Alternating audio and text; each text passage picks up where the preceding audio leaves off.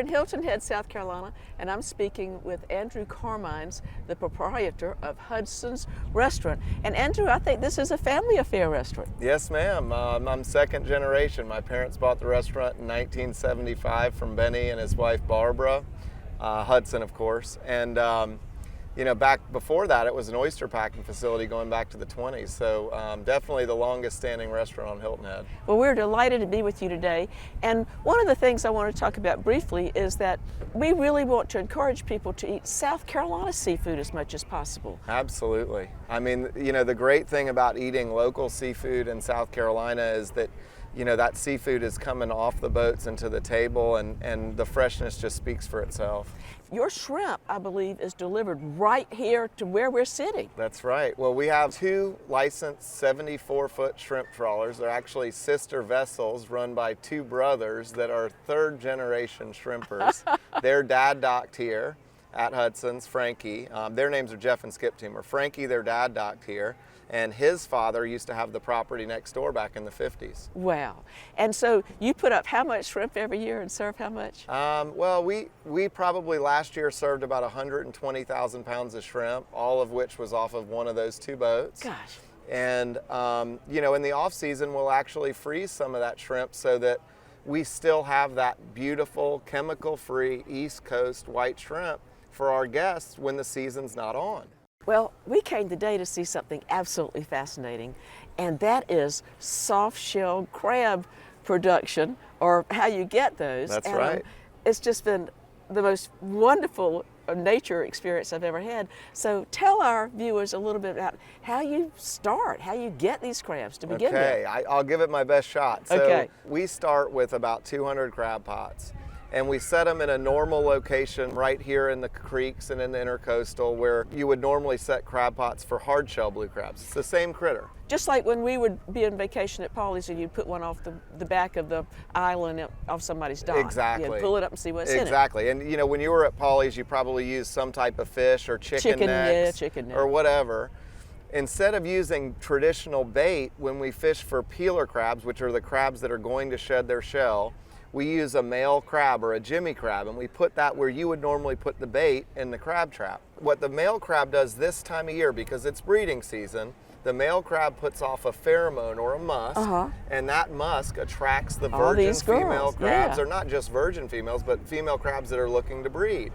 The idea being that the female crab's going to find that male crab, and when she finds that male crab, she's going to shed her shell, allow the male crab to breed her, and then the male crab will protect her until her shell hardens up, which only takes about 10 hours. Wow. So the point here is what we're trying to do is capture them after they find the male crab, once they start the process, which can take between 4 and 5 days, and then we take that female crab and we look at the shell underneath, and if she has a red or orange marking, we know that that crab is very close to shedding. Now, the orange marking will be on the back fin. On that apron. Or on the apron, correct. And this is a perfectly normal part of their life, and crabs shed all the time. I mean, you said throughout their lifetime, every time they get bigger, they're shedding. Right, so a blue crab will shed its shell between 15 and 20 times randomly. Yeah. Well, the thing that makes this part of the year so unique is that they're all doing it at the same time. So we can capture that lightning in the bottle, so to speak. Every blue crab that we bring back to the restaurant, we have a flow-through system, which is a series of PVC pipes that operate off of 2 pool pumps on the floating dock. And those pipes and pumps pump seawater into a flow-through system where we have 4-foot by 8-foot by 12-inch deep tables.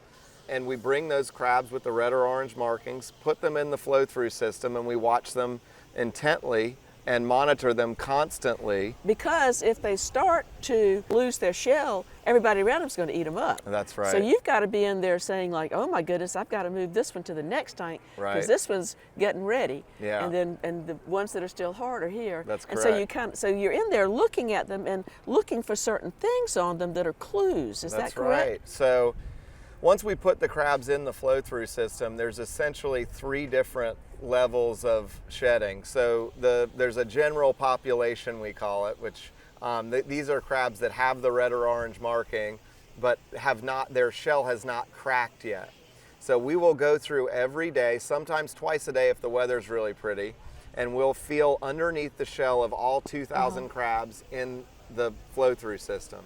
If the crab has a thin hairline crack underneath the point, of the point is the point that sticks out on the edge. We're looking on the underbelly. On the underside.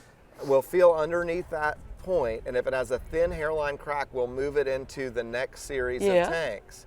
In those tanks, the crab will actually bust in the back, meaning the back of the shell, the shell that's going to ultimately come off, will pop open. Like busted out of the britches. That's correct. And then once that happens, we'll move it into the very last tank. There's only one tank for busted crabs, and in that tank, the crab will continue to open up and push its way out of the back of that shell. And fortunately, you said at that time they come to kind of torpid almost, and they're not going to eat each other. No, they're pretty relaxed. Yeah, so they're safe when they're in there. Yeah. Because if we had anybody who was active in there, they would just eat each other up. We do still watch them pretty carefully. So one thing that's really interesting is, and I mentioned before, if you leave the crab in the water, in 10 hours, the shell will be completely hard again. Whoa. Once you take the crab out of the water, the hardening stops completely. So the crab will also eat the protective gel coating or protective membrane configuration that protects the new shell from the former shell, and that'll help them harden remineralize. Up. That's right. That's right. And I've heard that there's some other aquatic species that do that as well. Well, let's talk about some of the delicious ways that you prepare them. Well, we do them all kinds of ways. We actually, I've heard a lot of people tell me that they've never seen such an extensive soft shell crab menu. So we have about 10 items that we offer daily. So we've got here a just very simply fried soft shell crab. Very simple with just a little bit of brown butter and lemon.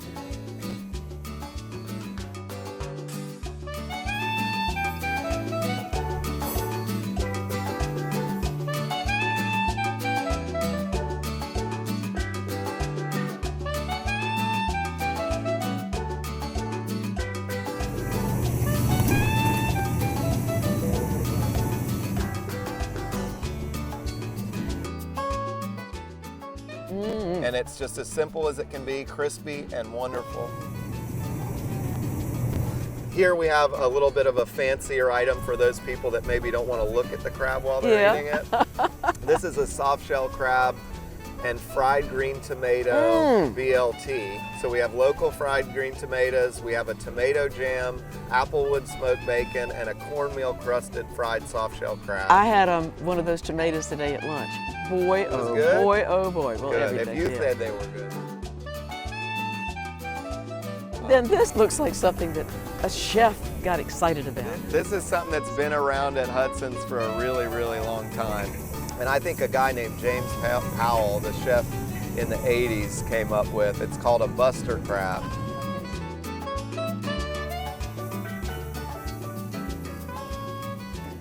And what we do is we pull the points up on the crab and we stuff it with fresh jumbo lump crab meat.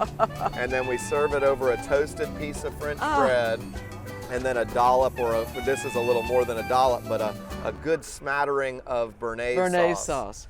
And you know, for me, I'm a purist. I'm a lightly dusted with flour, pan sauteed, a simple guy. But this one is a showstopper, and people that maybe don't want to look at the crab as much but really love them, you can't resist trying it. Yeah. Andrew, this has just been so exciting. I can't wait to taste these. Yeah. And if people want to know more about Hudson's Restaurant and what you have here and how to get here, what's the best way to find out about it? I would recommend following us on Instagram at Hudson Seafood. We also have a great website, hudsonsonthedocks.com. There's some really interesting content out there, so if you're looking to learn a little bit more about soft shell crabs or oysters or shrimp, just Google us up, because there's a lot of good stuff on the internet about some of the exciting things we're doing. Well, everything that I've experienced today has been just about the best I've ever tasted. We're so excited about being able to remind people that South Carolina seafood is what it's all about, and that you are one of many people who are trying to make certain that it comes to all of us. Thank you so much. Yes, ma'am. Pleasure being here.